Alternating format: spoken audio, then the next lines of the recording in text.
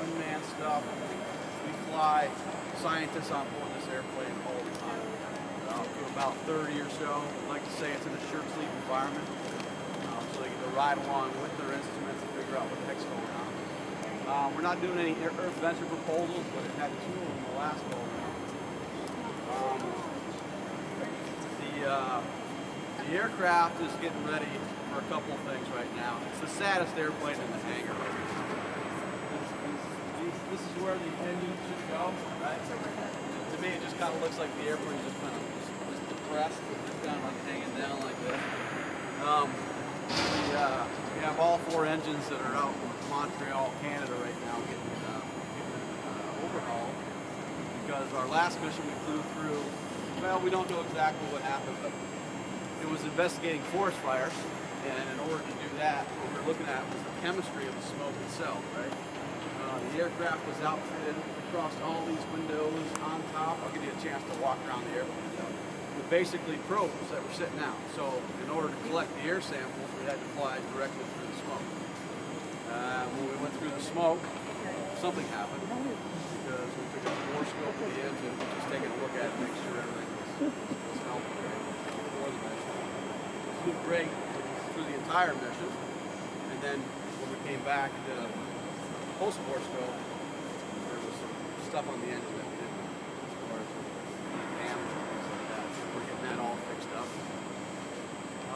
Also, when you do go on inside the aircraft, it's totally empty. So what it normally looks like, so this thing started its life 50 years ago. It's only 50 years old. As an airliner for Alitalia Airlines.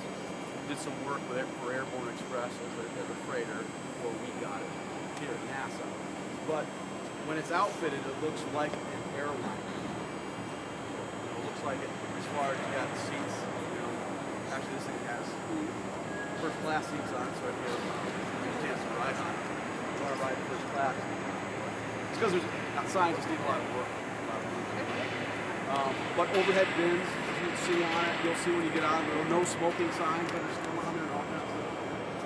All that stuff's ripped out because we're getting off. After we get the engines back, we'll take what we call heavy maintenance, which is basically a 6-year inspection of the airplanes. Ready to go. So we go back to do missions later on. So a couple of different mission types we do that. I talked about the in-situ stuff. That's the probes that we stick out. Right, you do a lot of air sampling type stuff. You always do it. So that's not fun. Here on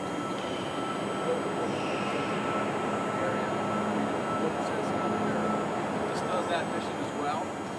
Probably the most popular one we did was called Operation Ice Bridge. 7 different times in Antarctica. Well, we had I was going to get 35 different instruments. They're all different.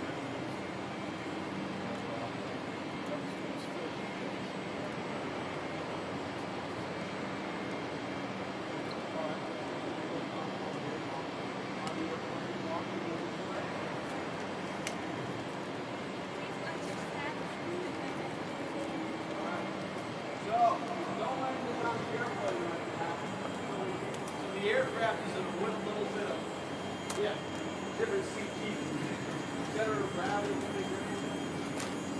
So you see these wings up here, helping make sure that the everybody else who has to cycle through, go ahead and cycle through, and the rest of you can, just listen to these band around.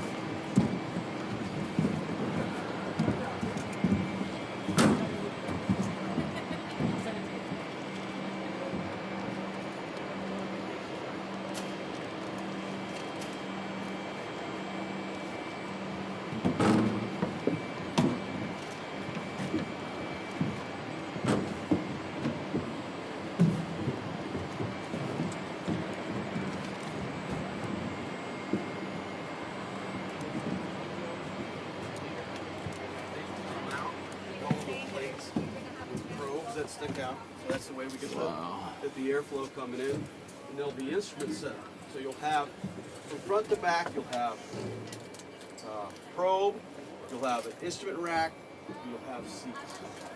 And it just repeats itself all the way back to the back part of the airplane.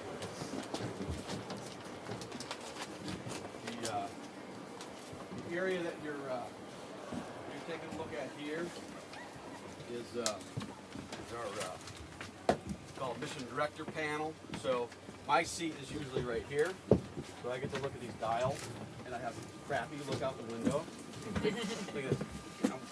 I'd like them to put a window in right here for me, so I can especially on those Arctic missions.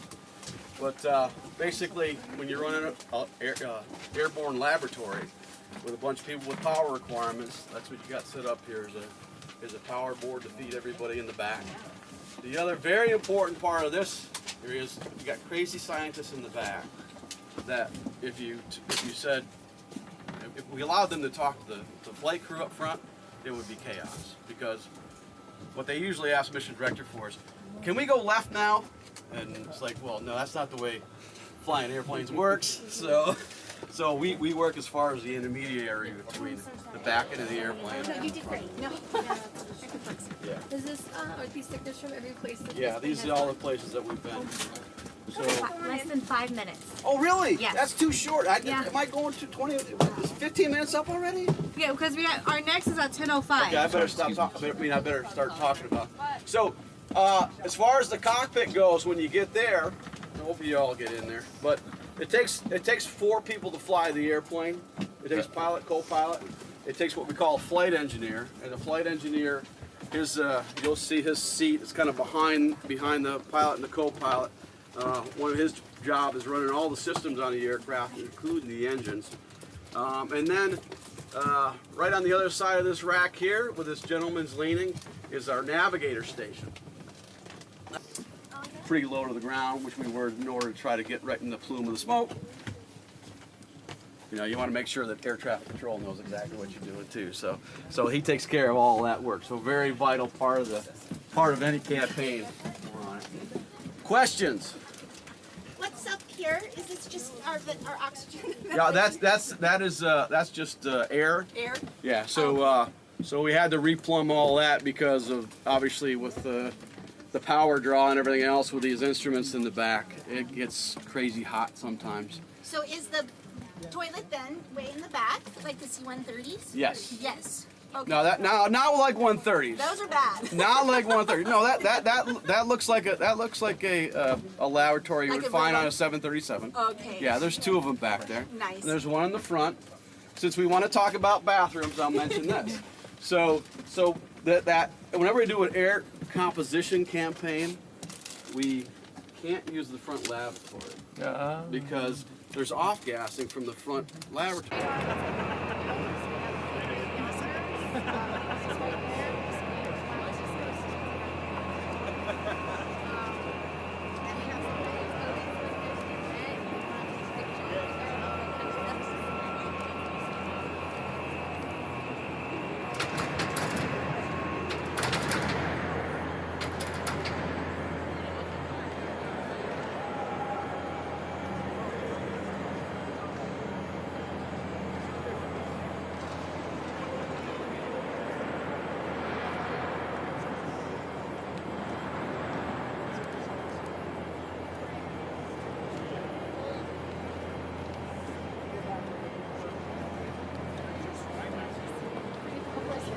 Do you want to jump in? I feel like you want to jump in. She does. want to jump in.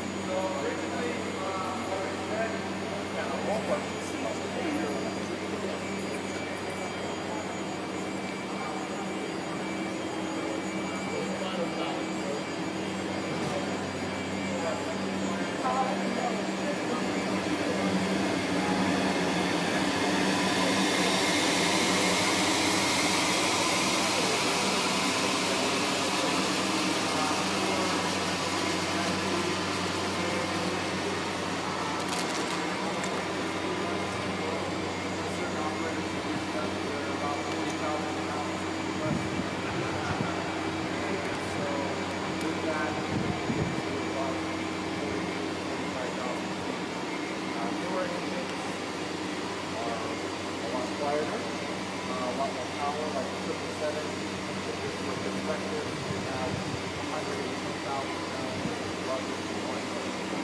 So big difference. The newer 747-8s, I think they're in the neighborhood of 60,000 pounds plus piece. So big difference as technology. I mean, this is 1960s and 70s technology on the airframe, and then all of the inside.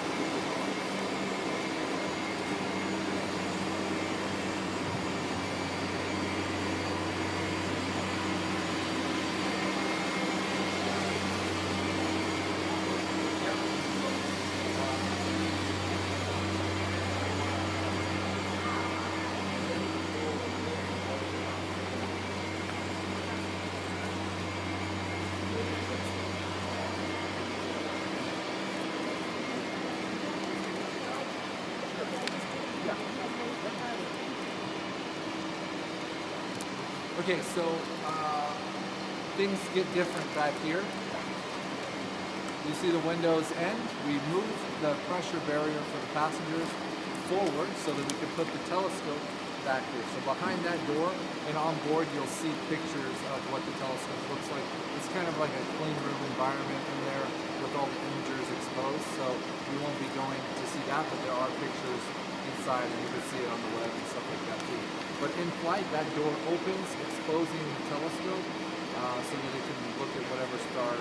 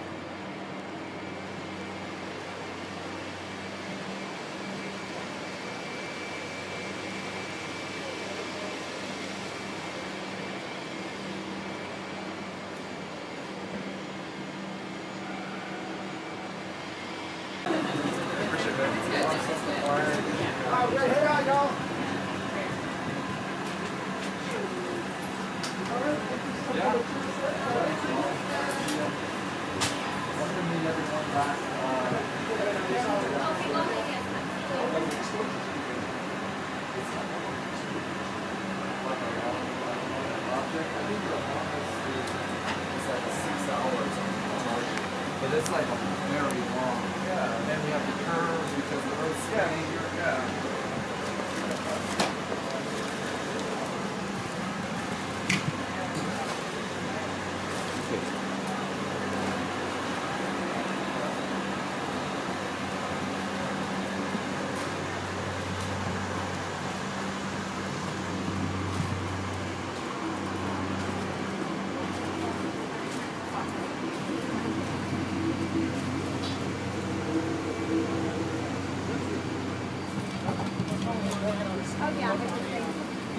You're fine. Oh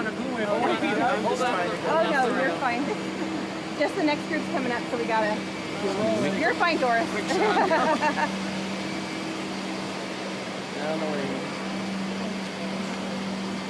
Paul, hey, can you take a picture? Can you take the picture? Come up there? Oh, okay, okay.